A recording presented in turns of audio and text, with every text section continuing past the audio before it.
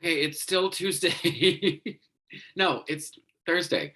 Um, January 6th, 2022. And we're doing a twofer today because I forgot something um, in the discussion earlier about the terrorist attack on the Capitol. Mostly because I was distracted by Biden and Harris's speech and the fact that if we don't fucking use this as a way to get uh, voting rights legislation passed, I don't know what will make it happen. There should be a fucking groundswell of support. Um, you know, just like everybody's going to donate to a local, animal shelter on Betty White's birthday. Well, today is the day we all need to be putting pressure on our senators. Um, but it dawned on me, in talking about that terrorist attack and coup attempt, that there's a couple or a few key elements um, that thwarted that whole effort. Um,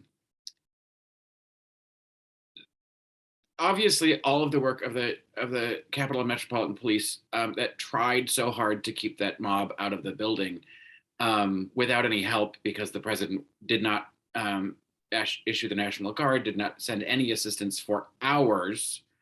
Why he's not thrown in jail for that is beyond me. But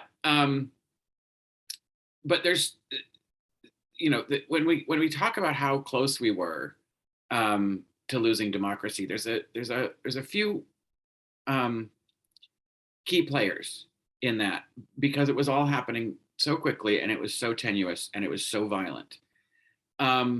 One is Eugene Goodman, the Capitol Police officer who, knowing that the rioters and the terrorists didn't know their way around the Capitol building, led them away from the chamber while members of Congress were still trying to get themselves to safety. So that delayed their entry. That may have saved the lives of some representatives because that mob was ready to kill people. The aide, and I don't know whose aide it was, but somebody on somebody's staff said, if we're vacating the rotunda, we have to take the boxes of these ballots. Those are the actual things that get counted. That is they're not all of our ballots. They're not 180 million ballots sitting there, but that it's the whatever that certification result thing is that comes from the thing they do in December. And so many election rules that we had to learn about in the past 3 years, 4, 5, 6 years. Anyway, the electors come and they place their ballots, and it's the electors' ballots that they're certifying. And so without those, there's no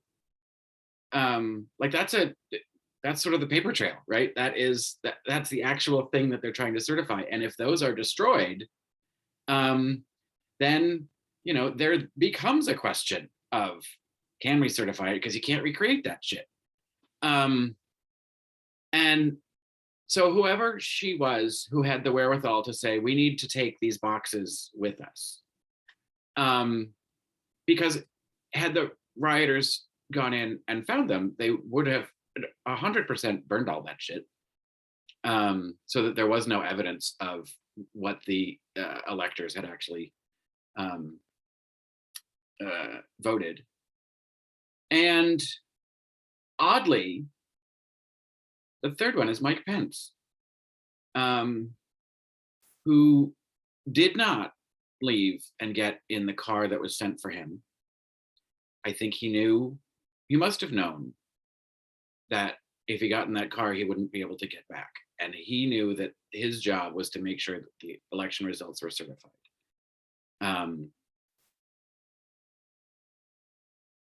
He also had his whole family there.